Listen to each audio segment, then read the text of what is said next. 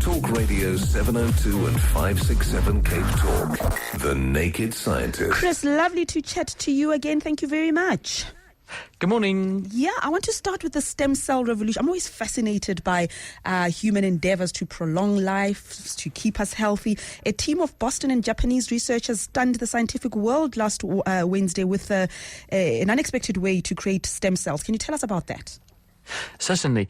This was a paper that was published in the journal Nature, and it was by researchers, as you say, Boston and Japan, and they made the unusual discovery that if you take mature tissue and you put it into an acid environment, so you put the pH down to about 5.5, 5.6, and you immerse these cells to within I suppose about an inch of their lives. They nearly perish through this treatment.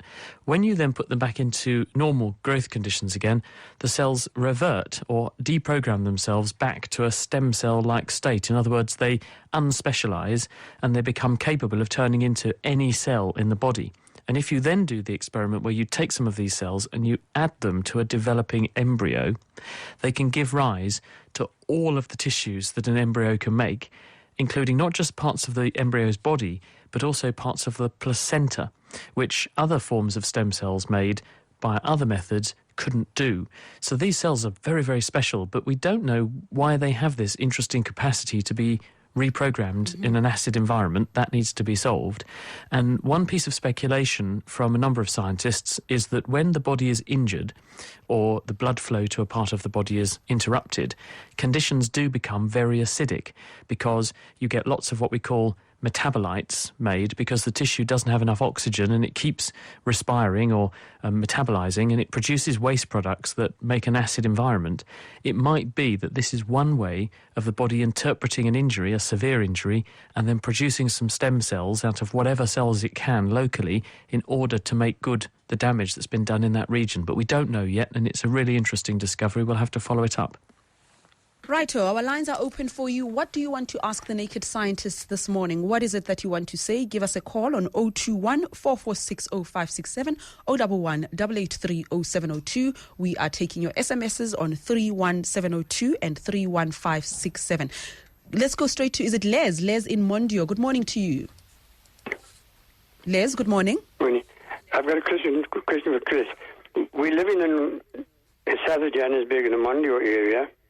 We're on solid rock, and we have fitted carpets in the house, and we have a runner in a passage which runs east to west. Every day, it creeps 10 centimeters northwards. And the other carpets in the house that also creep north. Sorry, Les, is your radio on? There's this terrible... Yeah, I'll go and listen to the radio now. What's your question? I think what Les is asking is, why do the carpets creep north? Okay. I've got a rug on the floor of my studio, actually, and when you walk in the door, and you wipe your feet, as every polite person does, the carpet moves. And I've noticed in the last year, since I bought this thing, it always moves in the same direction, and it moves away from the door. So until I reposition it, I have to take longer and longer strides to get into the studio and tread on the mat. Now, they put on the bottom of the mat these little dimples. If you turn the mat over and look on the rubberized underside, you'll see these little dimples. And in my case, they're there ostensibly and allegedly to stop it migrating across the floor, but it doesn't work.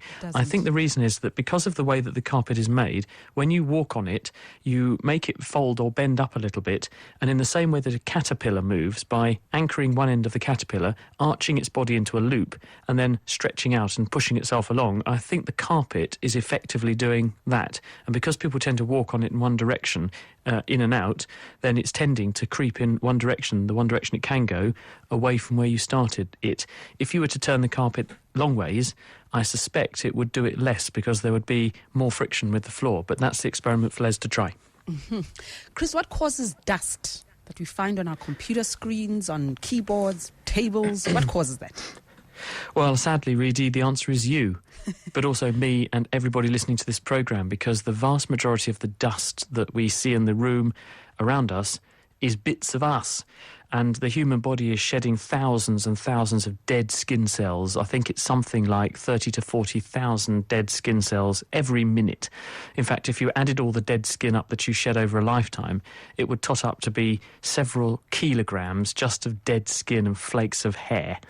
And because there are lots of us wandering around in an environment shedding all these particles all the time, they land on the floor, they dry out a bit more, and then when there's a disturbance or just some heat comes into the room and creates air currents, these particles are so light they get lifted up and they go up in the air. Of course, that's not the only source, and anything that creates fine particles will also contribute to dust. So when you're doing building work, traffic also makes fine dust because the tyres wear on the road surface itself wears and makes tiny rock particles, and all these things contribute. But in a built environment where we live, a major source of dust is us. Yuck. Yuck, indeed. Let's go to Ray. Ray, you are calling us from Cape Town. Good morning to you. Good morning, Reedy and Chris. I noticed during the day that a lot of flying insects land in my pool, such as bees and butterflies, and they can't ever seem to fly out again. And I've always got to fish them out. I don't like to see them struggling there, obviously, and dying, in water. So I was wondering why they can't fly off the water. Surely they light enough. Seagulls land in water and off they go. Is it to do with the webbing on their feet? Hello, Ray. Water is a really sticky molecule. And when these insects land on the water, some insects can walk on water because it has another property called surface tension. And this is down to this stickiness. The molecules of water are all attracting each other very tightly and pulling towards each other. And if the insect doesn't actually penetrate between the molecules of water and break that surface tension, then it can float around on the surface. But if it does penetrate through the surface and get surrounded by water, it's very difficult for it to break the associations between the water molecules and it. For instance, if it's got a big surface area like a wing or something and that wing gets wetted, the water sticks onto the wing, the water sticks onto other water molecules, and it's like being embedded in glue. And the insect cannot break free of those associations and fly off. Also, the water is heavy, and if you've got droplets of water on your body, they're going to weigh probably as much as your body does. And if you're a flying insect, it's one thing to lift your body off the ground. To carry two of you off the ground or off the surface of the swimming pool is really tricky, especially because you need to flap your wings fast. And if your wings now weigh a lot more than they should, then it's much harder for the muscles to operate the wings. It's also much harder for the insect's nervous system to get the timing right, because a heavier thing doesn't flap as fast as a lighter thing. And as a result, the nervous impulses that are arriving expecting the wings to fly in a coordinated way at a certain speed are going to run into more difficulty compensating for the increased weight on the wings. So all those things, I suspect, come together and make it very difficult for insects to take off from your swimming pool. Thank you very much, Ray. Thank you. Let's go to Charles in Fishhook. I love your question. Hi, Charles.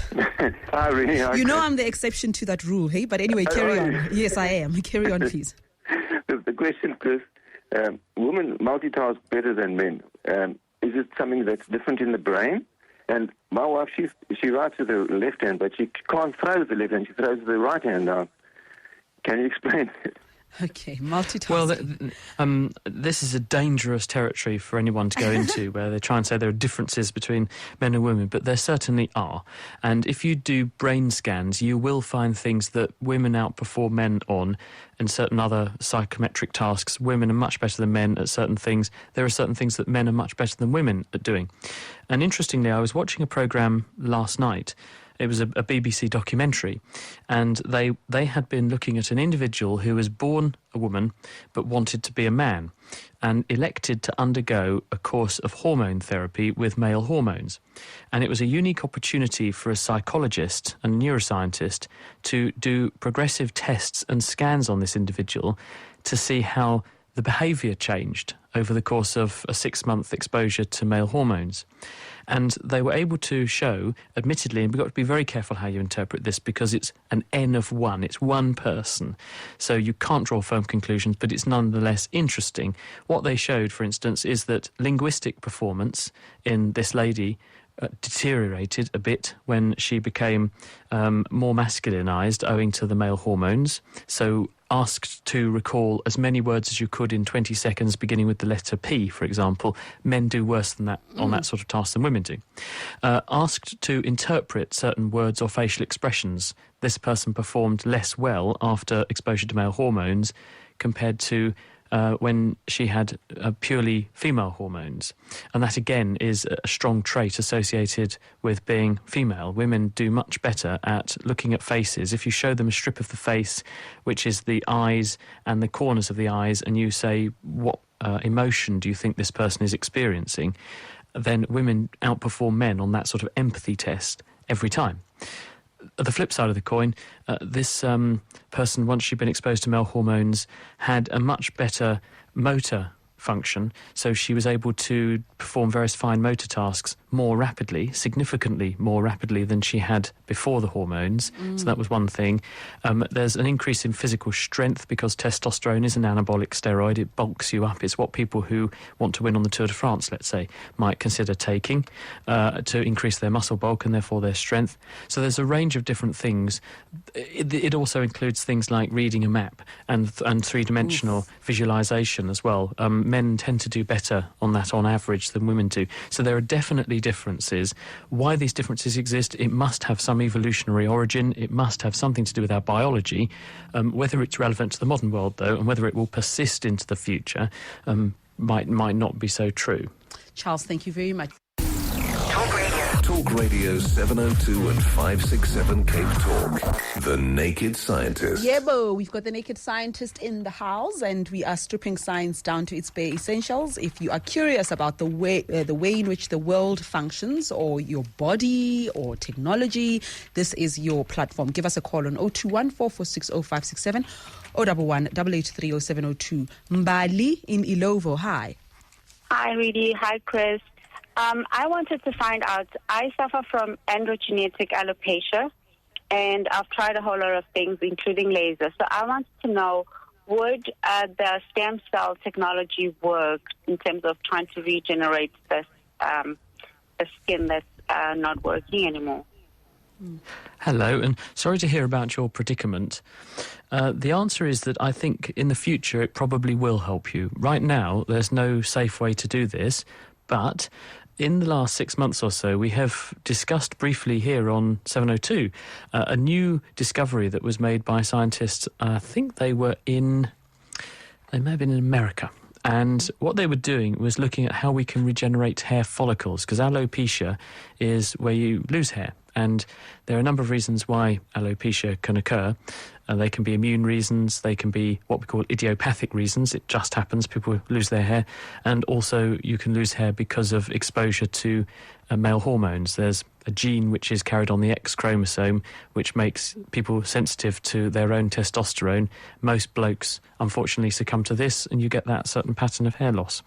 In terms of putting the hair back, if we can make new hair follicles, then we would be able to treat the problem, because we could implant new follicles and then new hair would grow. And a group in the States have demonstrated that there are ways to take a tiny structure called a dermal papilla, which is a little clutch of very primitive cells that sit underneath the hair follicle, and make these things grow and divide in the laboratory. And when they put these little blobs of cells into tissue that doesn't have any hair on it, they can make hairless skin actually begin to grow new hairs. And if they can get this working right, then you'd have a way of taking someone's own hair follicles, just a few of them, get some of these little clutches of very primitive cells that can have this effect. You grow them in the laboratory, and then you would just do little tiny injections in the skin with these cells, and then give it 6 weeks or so, and new hairs should begin to form, growing through the scalp. And so I think in the future, it's not going to happen tomorrow, but in a number of years in the future, I think we'll be able to do this, and then we won't have to go and resort to hair movement treatments in future, where you take hair follicles with hairs in them out and move them around on your head to compensate. So I think there is hope, and hopefully it'll happen before it gets too serious for me. Okay, thank you very much, Mbali. Thank you. Jeffrey in Germiston, hi. Hi, good morning. How are you? Very well. Your comment, please? I want to know why you don't sneeze when you sleep. I'll listen on the radio. Why you don't sneeze when you sleep? I haven't noticed that.